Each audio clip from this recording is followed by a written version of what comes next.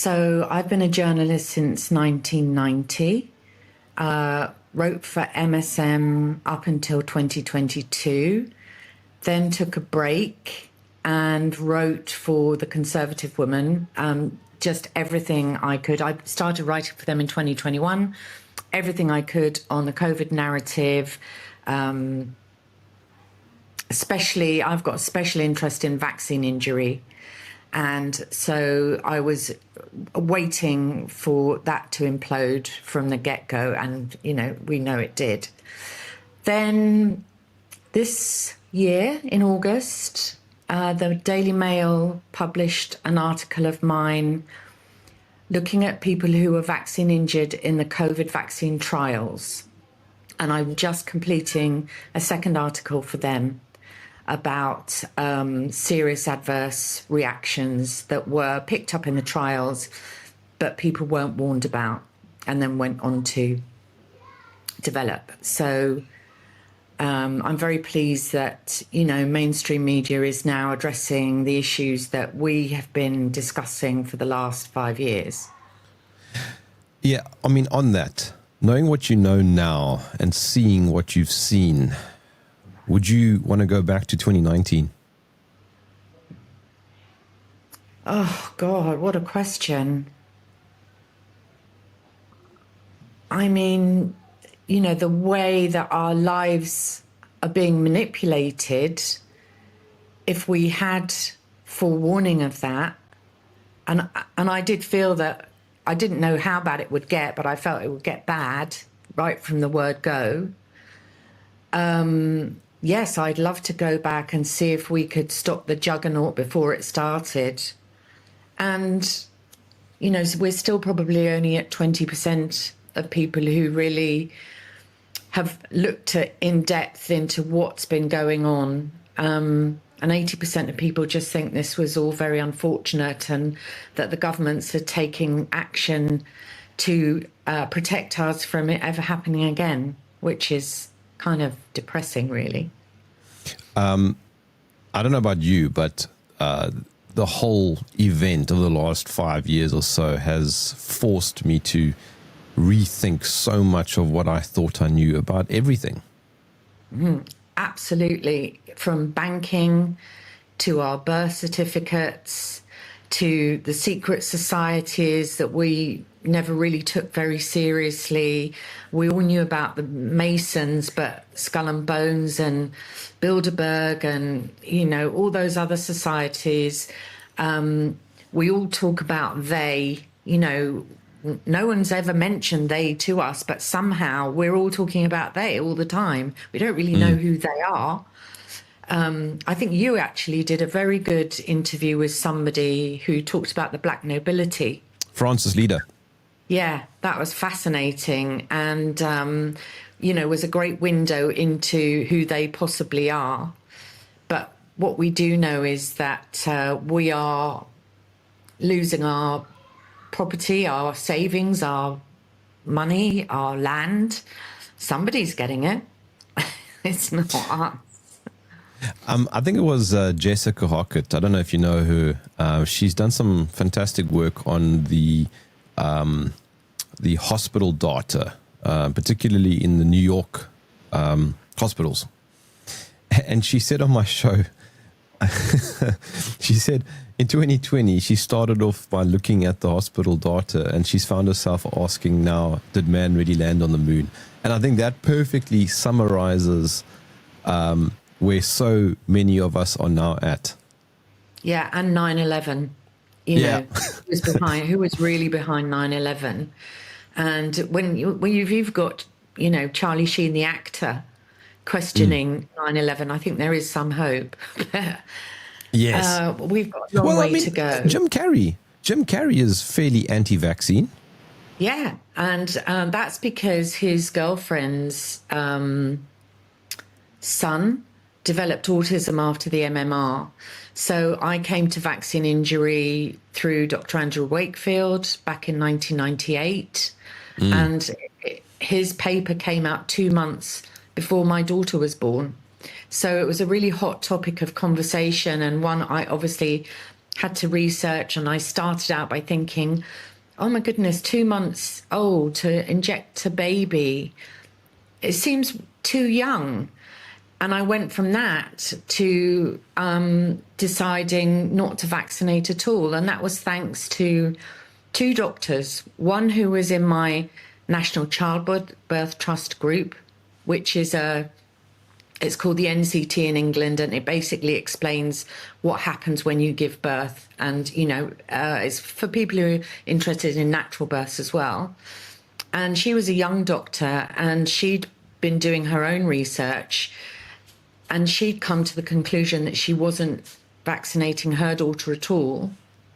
And then my GP just happened to be a doctor called Dr. Jane Donegan, which is a complete coincidence. Jane has now been struck off, like any doctor speaking out against vaccination. But she decided to do her own research when Andrew Wakefield's paper came out. And after she'd done her own research, she decided she was never going to give anyone a vaccine ever again. So it was very interesting, the route to coming to all this. And that was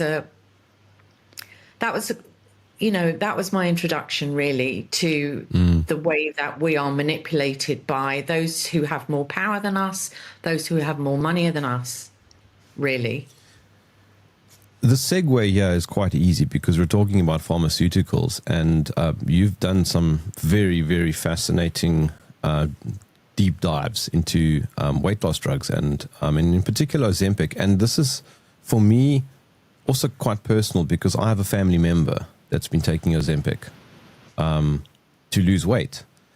And my personal view, Sally, is that you can solve all these things with diet and fitness. You don't need to take drugs.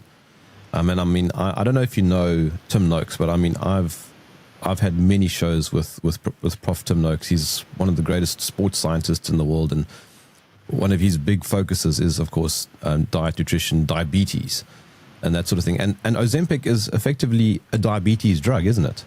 Yeah, so it's given to people to help control their insulin, and it has the side effect of weight loss. But what they don't tell you is that the weight is mostly bone and muscle. And when you stop taking the drug, the fat goes back on, but the bone and muscle doesn't return. And this is a real problem. And there was a study that we discovered, 70% of people taking weight loss drugs in the UK come off them within 2 years simply because of the side effects. And they're not being deprescribed by the doctor. It's just the patient thinks, I just can't do this anymore. But it's interesting what you say about diet, because I've had to review everything I thought I knew about diet since I was diagnosed with a thyroid issue about 2.5 years ago. And I've always been someone who cooked food from scratch, was very keen on fresh food, didn't eat too much junk. But I always felt I really need to lose a stone. Why can't I lose a stone? And it was because I had a thyroid issue. But what you won't find from the doctor, even if you are somebody who wants to change your diet to control your diabetes, you have to start looking at keto. And doctors know very little about nutrition, number one, because they're not taught it. And number two, governments have told us that a diet high in carbs, as long as we've got 5 fruit and veg a day, is really good. And actually, it doesn't work. So I lost, I think, 9 kilos, which is about 20 pounds, just by cutting out, and it sounds like a lot to cut out, actually, and it is a lot to cut out. It's not easy. Gluten, dairy, and dairy because of the toxins in the dairy, not because dairy's not good for you, but if you can get decent dairy, dairy's one to keep because it's high in fat. Yeah, unpasteurized, high fat. Don't get skimmed, low fat, just full fat. Grains, including rice, legumes, chickpeas, lentils, sugar. Obviously, sugar's an obvious one, and that goes with alcohol, and that's always a tough one for people. And it was a really tough one for me, I have to tell you. But top tip: tequila is a very pure alcohol. Yes, So and so are some whiskies, I believe. yeah, and so whiskey. I was doing whiskey and lime for a while, and tequila shots for a while, but. Yeah, I managed to lose the weight. And although I am not strict with that diet anymore, oh, I forgot to say, up your fat. So animal fat, beef dripping, lard, butter sparingly, but also good ghee. No seed oils. Obviously, you can cook with coconut oil, but they don't recommend cooking with olive oil, I don't think, anymore. No, but there is a little bit of a myth, I think, around olive oil and the heating of it. There seems to be a lot of confusion, but my understanding, which could be wrong, is that you have to increase olive oil's heat to a level that is not really possible on a home kitchen setup. It can only be heated to some ridiculous amount in a commercial setup or industrial setup. Oh, that's good to know, because but also be careful with the olive oil you buy, because quite a lot of it has something called pomace added, and pomace is a sort of diluted version of olive oil junk. Sorry, that's not very technical, but no, it's good. You really need extra virgin olive oil, and you need to know it's actually genuine extra virgin olive oil. I mean, I don't know if you have in South Africa Blue Band margarine. I'm not sure about the brand. So they sell it here in tubs, and I'm in Tanzania. They sell it here in tubs. You don't have to keep it in the fridge. It's basically plastic in a tub. Yeah, did you say margarine? Yeah. Oh. And it just doesn't need to be kept in a fridge. And we have temperatures that only really go as low as 27, I'd say, and as high as 34 would be maximum. But to have a product that you spread on your bread that doesn't need to be kept in the fridge, what on earth is in it? Yeah, exactly. Yeah. Sally, before we get caught up in diet, would you mind just quickly telling me about how drugs like Ozempic work? Like, what is the mechanism? So it mimics a hormone called GLP-1, which has the effect of helping you digest your food, and the most important thing is helping you to feel full.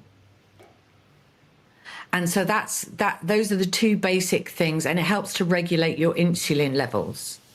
So those are the basic mechanisms. It doesn't sound bad. It doesn't sound bad. However, it's a cocktail of it's not the hormone, it's a cocktail of synthetic drugs that have caused, I looked this morning, and I think we're up to 111 deaths in the UK. And I think, let me just quickly check in the US. The US, sorry.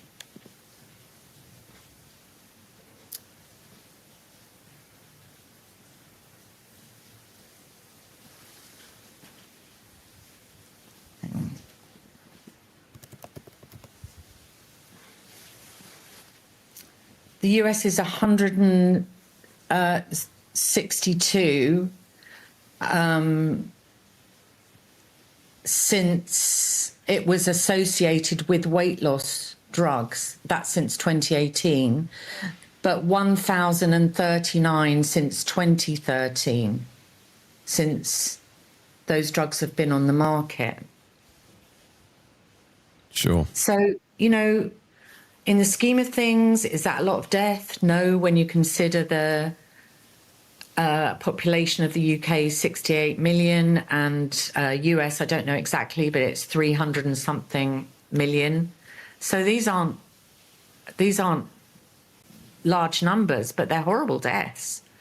I mean, you can Hypoglycemic shock and coma. You've written about. Yes, and also, you know, people have had to have their bowel removed, pancreatitis, which can be fatal, aspiration.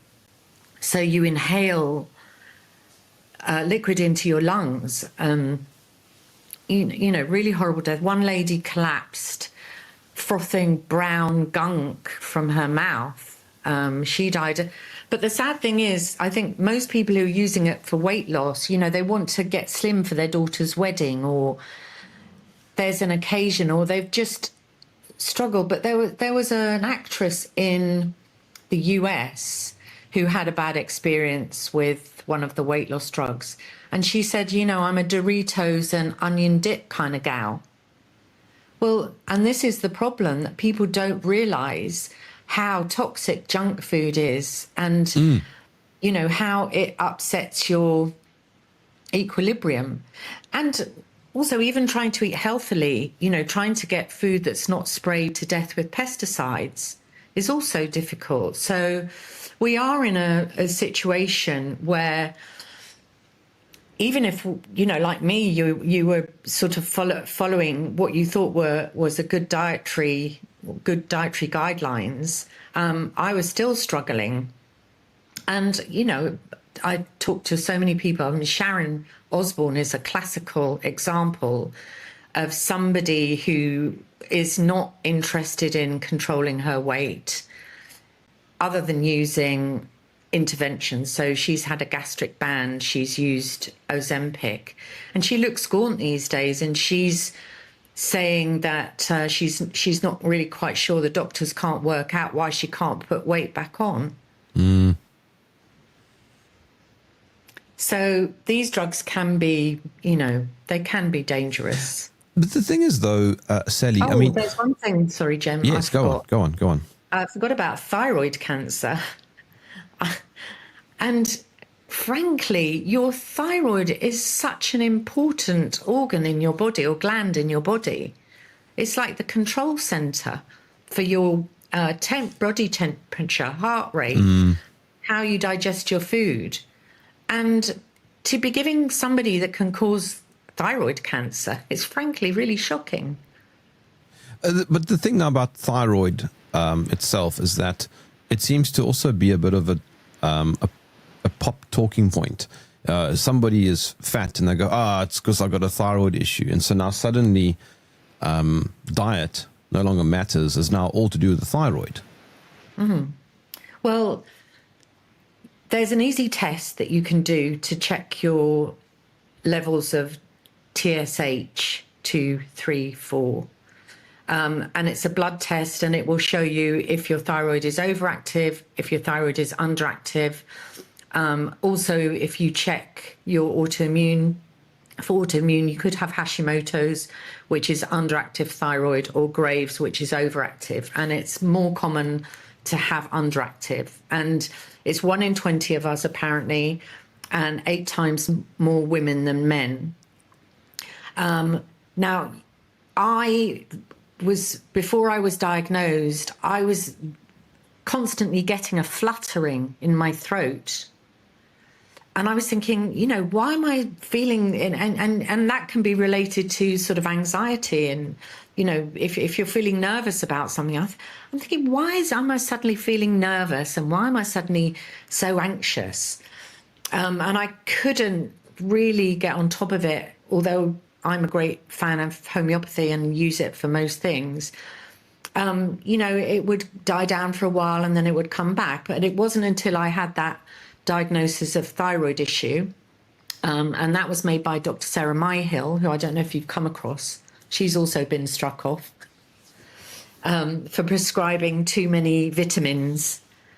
I think she went through 38 General Medical Council investigations, and she yeah, exactly. And she's written a book. I'm paraphrasing, but it's something like, "Here's how to treat your thyroid because your doctor won't." So, you know, and the first thing she did was took my pulse, slow heart rate, body temperature, low body temperature. You know, I do find it difficult to regulate my body temperature. And then when I changed the diet, you know, a lot of things changed, actually. A lot of people have fatigue, which is something I didn't have. So, you know, it made me question whether it was thyroid, but the treatment for thyroid seemed to work, or the natural treatment. But I mean, it doesn't take a genius to know that if you're consuming bad food, your system is not going to do very well after a while. No, but people don't know what bad food is anymore. You know, people who've grown up with McDonald's, people who've grown up with Pringles and Doritos and crisps and and the classic one, sugar-free. Yes, classics, sugar-free. Yes, exactly. And people don't know that. People have been brought up low fat is good. You know, low fat products in the supermarket. And people think if I'm eating low fat, I'm eating healthily. Whereas they think if I have an avocado, which is really high in calories, and I have olive oil, which is also really high in calories, that's going to make me put on weight. And I definitely should be avoiding butter and animal fats as well. So people don't know, and they're not being told, more importantly. So, I mean, it always comes back to the basics. You know, it's what our grandparents did. Absolutely. If you think about, I mean, my mum grew up in the war. She was 8 years old, I think, when the war finished. And rationing during the war, where you had very little sugar, not much meat, that generation are the last generation who have increased their longevity. And I often used to have this discussion with my mum, who was actually a school meals organizer. So she was in charge of what children used to eat in schools. And long before Jamie Oliver here, she was saying that, you know, food at school should be a good experience. It should be well cooked. It should be part of the education, and children should enjoy school food. It shouldn't be something that they dread. But yeah, so her generation are the last ones to outlive us, I think, longevity-wise. And I think diet was probably quite a big part of that. The scary thing, though, Sally, is how people have become so dependent on treating the symptoms and not the root cause. I think you wrote here around 2% of the US population is now on prescription drugs to lose weight. That's treating the symptom. That's not treating the cause. The cause is, look at what you're eating. Look at what's on your plate. Exactly that. But we have grown up in a medicalized society that only controls the symptoms. It doesn't get to the root cause. And if doctors, you know, wake up to that fact, like Dr. Sarah Myhill, Dr. Jane Donegan, look what happens to them. You know, they lose their license because it's so ingrained in our society that drugs are our savior. I mean, there's a doctor called Dr. Neil Stone who posts on X all the time. He drives me crazy. He drives me crazy too. And, you know, I'm always commenting on his posts, but he's absolutely, totally convinced that he's working in this amazing system, that we're only alive because of vaccination. Forget the fact that vaccines have only really been around for 100 years and we've been around for 200,000, you know, what kept us alive then? You know, all these things are nonsense and logically make zero sense. If you sit down and think logically about any of it, none of it makes any sense. No, it doesn't. And also, if you kind of disconnect the pharmaceutical industry with, I don't know, well-being, and see them purely as companies that are making products for a profit. All right. So what is the difference ultimately between Pfizer and Samsung? There's no difference. They're both companies making a product, and they're selling you the product, and they're giving you a reason to buy the product.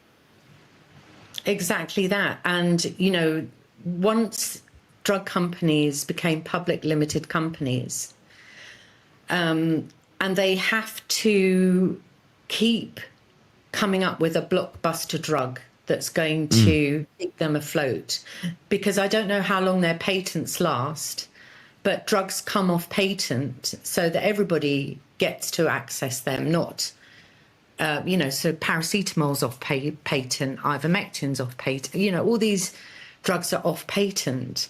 So they have to keep coming up with blockbuster drugs all the time. And I can't remember the exact numbers,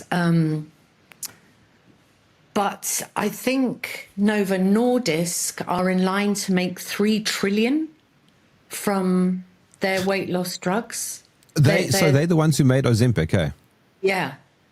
So there's Ozempic, Mounjaro. So it's Novo Nordisk and Eli Lilly who are the main players on weight loss drugs. And there is about 5 or 6 different weight loss drugs. And the most common ones that we know, Ozempic, Mounjaro, Wegovy, Saxenda, and I can't remember the others, but those are the main ones.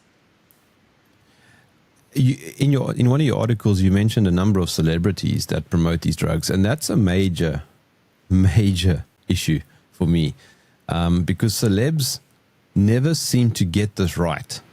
They always seem to side with the wrong side of history. Yeah, I mean, think of the number of celebs who were promoting COVID vaccines. Yes.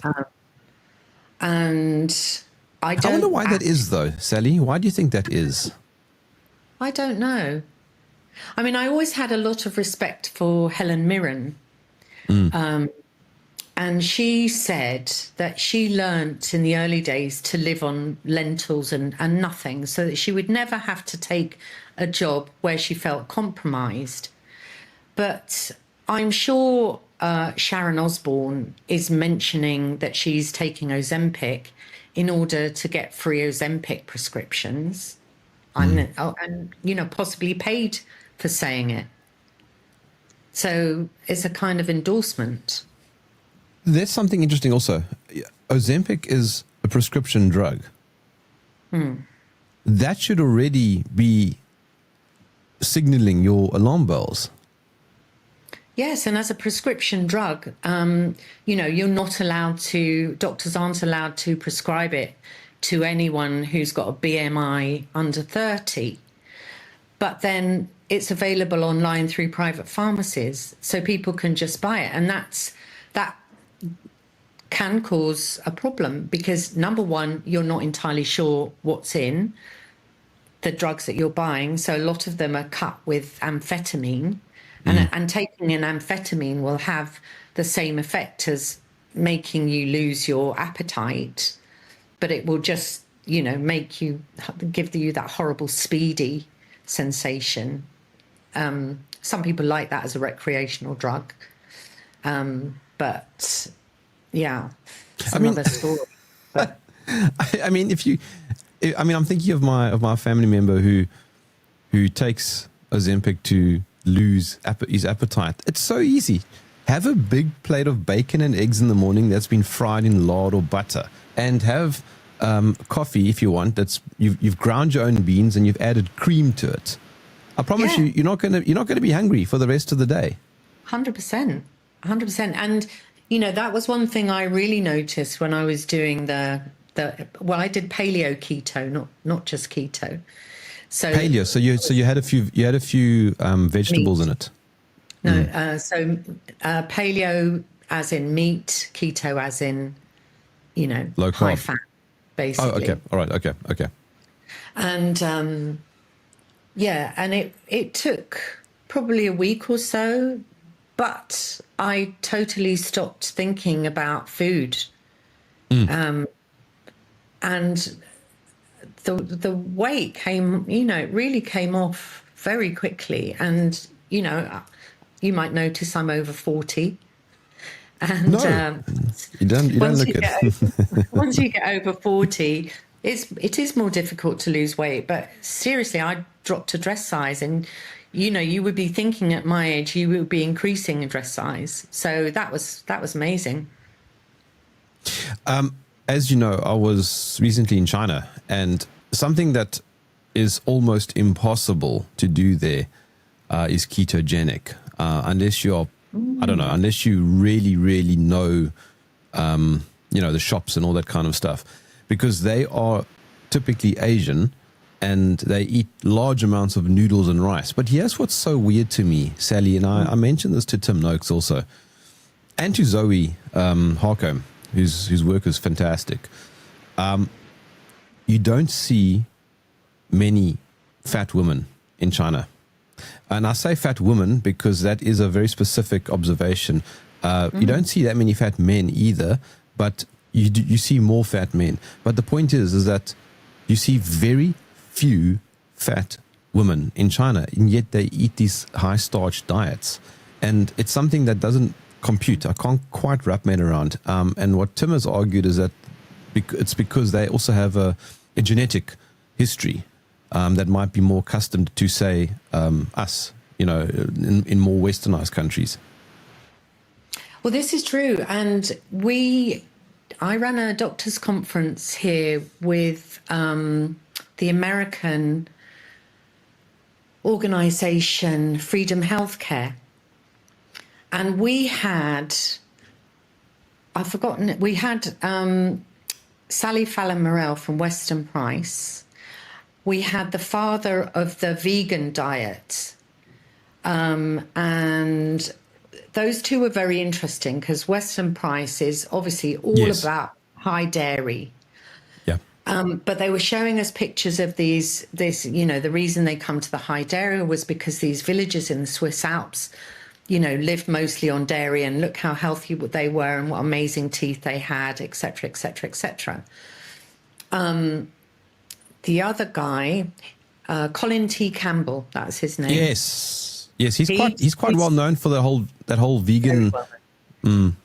Yeah, and he came to the conclusion that vegan diet is great because of China.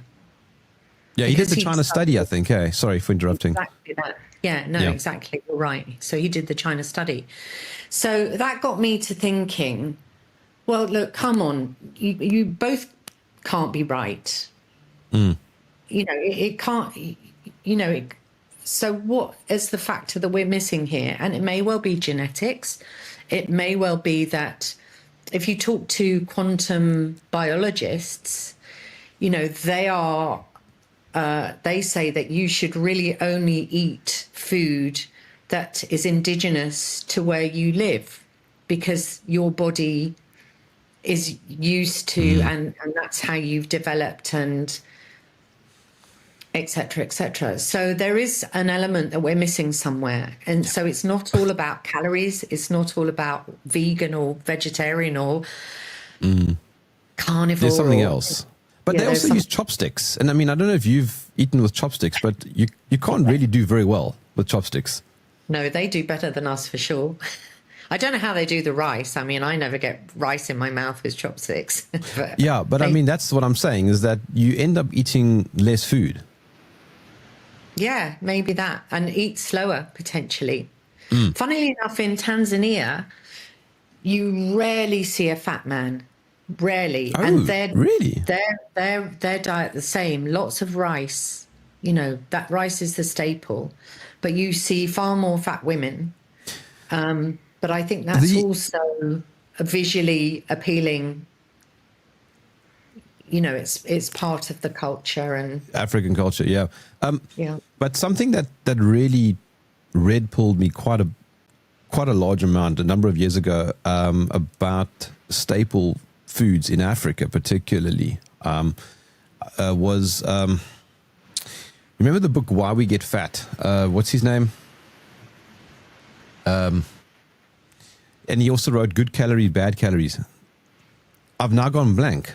Yeah, I can't think either. Shall I have a quick Google? Let me just quickly check because it's going to bug me now. I'll tell you now Why We Get Fat by Gary Taubes.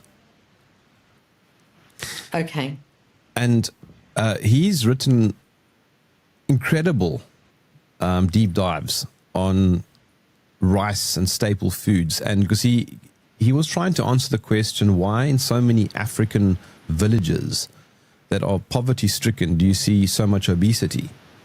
And he was linking it to the staple foods that tend to get dropped by UN airplanes and that sort of thing, which is, high starch, big bags of starch, basically, grains and that kind of thing. And that does feed back into what you were talking about earlier, that these things are not necessarily good for you. I'm just going to leave out Asia for now because I don't understand. There's something else happening there which I don't know. It might have to do with the purity of the grain. I don't know. But by and large, the observation is exactly what you've been saying. Yeah. And so I think we don't really know. We haven't really unraveled all the mysteries of diet and calories and what makes us thin, what makes us fat. We do know that, if you live on Haribos and baguettes, you'll probably be quite large. But in France, for example, I had a friend who lived in France as a child, and she said that the mums used to come to school with a chocolate bar inside a baguette as an afternoon snack. I don't know. I just don't know. But the French are not very thin anymore. No, not anymore, no. But I mean, we were all pretty thin in the 70s, to be fair. If you go back and look at pictures from the 70s. Yes. And McDonald's had only just been introduced. I think it was mid-70s. It got introduced. And I wonder how much fast food has got to do with the obesity crisis that we have now. Yeah, I mean, both Noakes and Harcombe have said that a lot of that started changing due to that study by Ansel Keys, the cholesterol hypothesis that he created. What did he call it? I can forget now. But it had to do with cholesterol, high cholesterol and all that sort of thing, which of course we know is also now it's not correct. Cholesterol is not something that you should be worried about. No, because Zoe did a brilliant, she did her PhD looking at cholesterol, didn't she? Yeah. And she found that those with the highest cholesterol had the lowest heart disease. Yes. And Patrick Holford, who is very interested in diet and brain function, he will tell you how vital cholesterol is to a healthy brain. Because our brain's mostly fat. So if you think about it, that makes total common sense. I mean, one of your articles that you wrote here, I mean, this is certainly not in any way appealing. I mean, yeah, you have a 45-year-old woman who choked on her own vomit, 23-year-old man who died from vomiting, nausea and rapid heart rate, a 56-year-old mom died of gastrointestinal illness with constant vomiting and diarrhea over 5 months. So she could lose weight for her daughter's wedding. These are side effects. And serious side effects. And as far as I can tell, you don't get those side effects from having a steak. Well, I'm sure Bill Gates will be able to tell us why that's not correct at some point. But of course you don't. But the interesting thing is that Lottie Moss, who's Kate Moss's little sister, she had a seizure taking Ozempic and was admitted to hospital.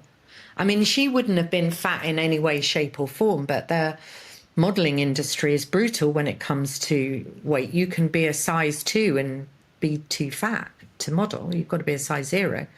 So, yeah, that's something that you don't know. But with anything, you know, with any blockbuster drug, you're going to get people thinking, well, how do we make this ourselves and we can sell it on the black market, and that's going to cause additional problems. As if the drug isn't bad enough itself. All those side effects are actually in the public information leaflet, but I bet it's not something your doctor tells you about. Now, despite all the criticisms and all the negative press he's been getting, Bobby Kennedy has spoken out against these drugs. Yeah, and he made the perfect common sense observation that you could provide every family in the US with 3 organic meals a day, nutritious organic meals a day, for less than you will be paying to prescribe Ozempic. Wow. I mean, that's huge, and it just falls on deaf ears. It's incredible. I mean, so somebody listening to our conversation, Sally, and going, okay, all right, I get it. Drugs are not a good idea to help me lose weight, and I want to lose weight. What would you say are the things that people should consider? Definitely consider paleo keto diet. Dr. Sarah Myhill's written a book about it. It's all there documented. Keto diet as well. Think about cutting out carbs, you know, gluten, definitely, grains, legumes. Remove those from your diet. Up your fat levels. Avocados are lovely. Butter's lovely. You know, frying stuff in beef dripping, eating meat and fish. I've never tried the carnivore diet, but it really suits some people. It's just boring. Yeah, it's boring, and I like vegetables. Fruit, you know, fruit does have a lot of sugar, but it's also got a lot of good stuff in it as well. But, you know, if you want to lose weight, stick with berries, strawberries, blueberries, raspberries, whatever berries you can get your hands on. And it definitely works. It definitely works. You do not need to take a weight loss drug. Also check your thyroid function, especially if you're feeling that sort of fluttering in your throat. Other signs are that your voice changes. It might get a bit deeper because there's, if your thyroid's a bit swollen, it puts pressure on your vocal cords. Or you can come to our thyroid retreat. So I've just launched, you know, I really like highlighting what's going on, but I'm also very focused on building the new. And I think we need new systems. We need new healthcare systems. We need new banking systems. Everything needs to be renewed. And as part of my small contribution to building the new, I have launched 2 health retreats. The first is for the chronic illness of thyroid dysfunction. And people are very wary of when they've got a serious diagnosis, and can be a serious diagnosis.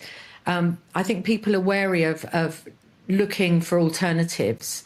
But if you come to our thyroid retreat, you'll learn about all the alternatives. No one's going to force you to stop taking your medication, but you can learn. Is it a physical? Sorry, is it a physical retreat, like a physical location, or is it online? In person, at a beautiful boutique hotel in Zanzibar. So it's a natural healing vibe. Very experienced practitioner. excellent food. So, you know, we'll cater for people with thyroid issues, you with the diet that suits people with thyroid issues. And the one thing that people do not ever consider when they develop a chronic illness is what are the emotional issues that go together with my chronic illness. And with thyroid, there's a lot of, you feel like you're being silenced, your voice is being crushed, your creativity is being crushed, you're not being heard, or maybe you're trying to be heard too much. So those are the emotional issues that can go along with thyroid issues, and we talk about those and how to deal with those. And that's a very important part of getting well from any illness. I don't know if you know this, Jerm, but for men with prostate issues, Louise Hay, who wrote a book called You Can Heal Your Life, and she traced the emotional roots for all illnesses, and prostate comes down to feeling like you failed in business or in the workplace in some ways, which is interesting. And people who develop cancer tend to be very accommodating, you know, never putting themselves first, always making room for other people and not really for themselves.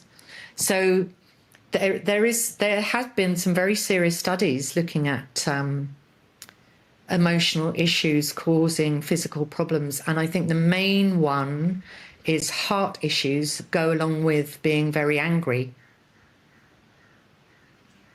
or can do. What's interesting... So that's interesting. Yeah, well, I mean, what's interesting about that also is the food that you consume also affects your mood and how you think about things. I mean, if you just eat McDonald's for a whole week, you're going to have brain fog and you're not going to be thinking very clearly. But if you start your day with, as I said earlier, bacon and eggs, you're not going to be hungry for most of the day, but B, you will be, you know, potentially on top form mentally and psychologically. I mean, and that has a huge effect on health. Huge. And I used to belong to the Guild of Health Writers back in the UK. And we had an amazing chairwoman who put on some fantastic conferences or lectures. And we had one that was solely focused on reversing depression and anxiety just by changing your diet. And people, you know, they might love iron brew. I also wrote an article for the Times newspaper in London called, the headline was Misdiagnosing ADHD. And quite a lot of children's issues, you know, when they have concentration issues, are to do with food. They might have, you know, high sugary drinks, Coca-Cola, iron brew is one, you know, crisp sweets, stuff that sends kids crazy. Well, fruit juice too. And fruit juice, yes, fruit juice. Yeah. And although we think fruit juice is healthy, it's probably not if you have it every day. Because I mean, it might be a nice treat occasionally. I mean, if you take, let's say, I don't know, 3 oranges and you juice them, you don't in real life eat 3 oranges. So you're consuming a huge amount of sugar and all sorts of other things that come in those oranges. Exactly. Which you wouldn't normally consume. I know, exactly that. So, sorry, we got sidetracked. So that's a very long-winded way of saying that, you know, we're going to be doing lots of these retreats, looking at chronic illness. The first one we're doing is thyroid. The website is purehealthzanzibar.com. All the details are on there. We're launching another one today that is a mental health-based one, which is looking at your fight, flight, fear, freeze emotions, and when you get stuck in those. And I think the last 5 years have hammered our mental health. You know, whatever side you were on, you know, whether you were totally believing in the narrative or like us, totally disbelieving of the narrative, our emotions have been hammered. And we need to get back some equilibrium for our emotions as well. Are you hopeful, Sally? Yeah, I honestly, this has been an ambition of mine for over 20 years, but I was too busy raising children to, you know, to be able to execute it. But they're grown up now. So it is an ambition. And for nearly 30 years, I think it is, I haven't taken any pharmaceuticals apart from the odd painkiller. So I had a tooth out the other day. Definitely, where's the ibuprofen? But I haven't had antibiotics. I haven't had any steroids. I haven't had any kind of medication. And that's not to say that I haven't been unwell either. I've had all the usual things like, you know, flu and colds and coughs. But also in our family, we've treated very serious issues. Crohn's disease, cured. Pancreatitis, cured. Restless leg syndrome, cured. And we're not saying just controlled. We're saying the Crohn's disease 30 years ago, no attack since. Pancreatitis 10 years ago. Restless legs 25 years ago. You know, these are these are cures. Autoimmune disease. I had it in my right eye. I could have lost the sight in my right eye. Cured. So it is possible to cure your illnesses and lose weight without using drugs. Something I just want to point out, correct me if I'm wrong, but it's not about losing weight. It's about getting your body into its default kind of configuration. Because if you're obese, that's not its default configuration. You can also be underweight, which is not the default configuration. You know, exactly. And some people are naturally very slim. You know, I would describe myself as athletic. I was never skinny. So my default is a kind, you know, sort of athletic-y type body. But yes, and, you know, normalizing your weight also helps with so many other health issues as well. You know, if you've got a decent diet, if your body's much better able to repair itself, if it's not full of toxic Oreos. Yes. Yes. But there are vices that I think that we have, you know, just simply because we're human, and we do also just enjoy a weekend with friends. You mentioned alcohol earlier, and that's one of my vices. I do enjoy a glass of red wine. I do enjoy a whiskey, but I don't drink any of the sort of super pop commercial drinks that are just high in sugar. You know, I mean, red wine generally is low sugar anyway. Whiskey and I think you said vodka, those tend to have, or tequila, those tend to have low levels of sugar. And I think, I mean, unless you want to live like a monk, and never been invited anywhere, you know, sure. But I think I agree. Choose some of these battles. Yes, and you know, I'm a very social person. I like going out to eat. I like you know, meeting people in bars, and I don't want to be sitting there with a soda water. Yes. And I don't want to be never having a dessert. And I love chocolate. Chocolate is, you know, chocolate. Oh my God, I could probably live on chocolate. I think there were actually 2 ladies in the US who lived on chocolate ice cream and whiskey, I think, and they were in their 90s. But, you know, with all these things, use sparingly. If, like me, you really did need to make a change. I did go hardcore with that diet probably for about 6 to 8 months. I have totally relaxed it now. And if I eat too much gluten, it definitely starts to show very quickly. So I just treat it as I have a piece of cake occasionally when it's someone's birthday, or a chapati, but not often. Not like we would. I think we used to eat carbs twice a day. So we'd have toast for breakfast, soup and sandwich for lunch, and then root vegetables like potato with dinner. And I did fine on that for decades, and then until I didn't.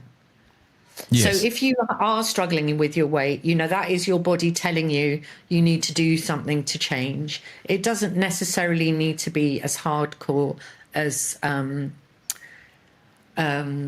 carnivore, but take a good look at what you're eating and see what you can cut out. Cut out the carbs, definitely. Although Zoe has argued that if you are going to be a vegan, you're going to need to consume supplements also, because you're going to be lacking B12. And so that's also where I have a sort of a conflict of interest, is if you need to take supplements because you're not getting it in your standard food or your diet, something is wrong. You shouldn't be required to take supplements. You should be getting it from your food. Well, it's a clear red flag, isn't it? Yeah. It's telling you that, okay, this is, you might like your diet, but this is what's missing from it. And it's not very often you see a healthy vegan, to be perfectly honest. No, I haven't seen that many. Vegetarian, yes, but healthy vegans, no. And if you are plant-based or vegan, you have to eat so much food. You have to eat like a horse constantly throughout the day, because you're always hungry. Yeah. I mean, I did go to a really nice place in the Dominican Republic called Kira, Kira.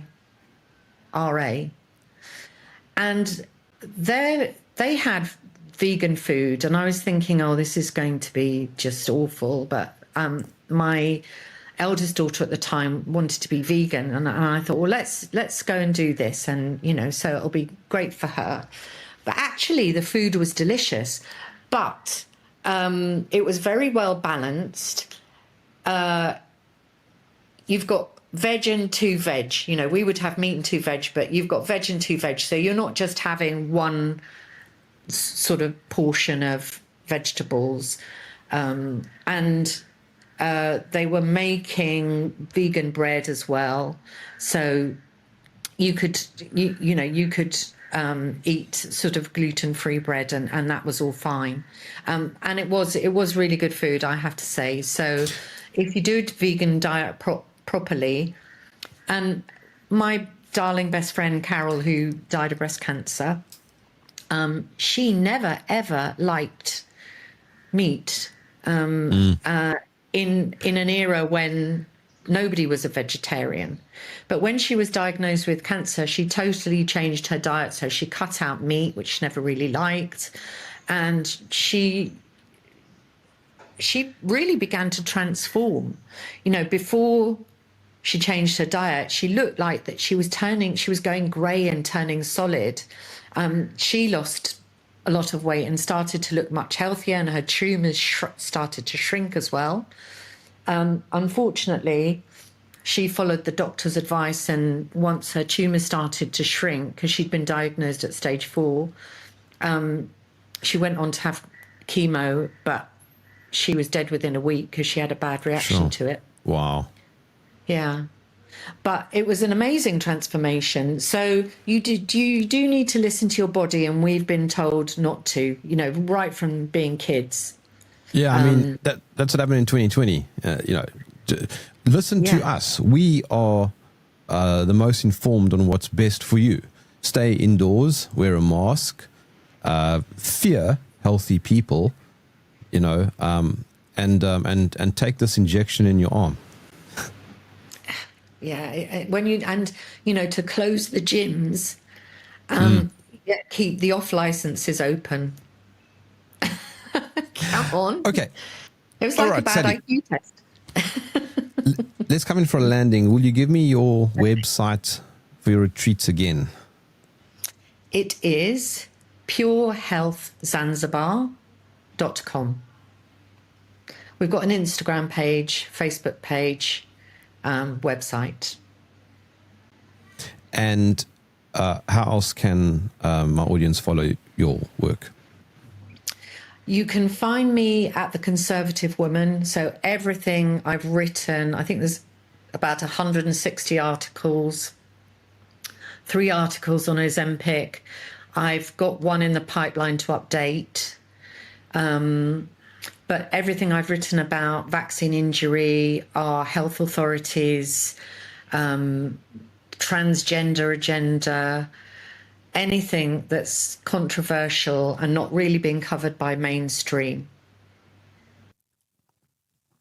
I seem to have lost Sally, and just in case she is unable to rejoin, let me just say that I thoroughly enjoyed my conversation with Sally. But my name is Jerm. Thank you for joining me in the trenches.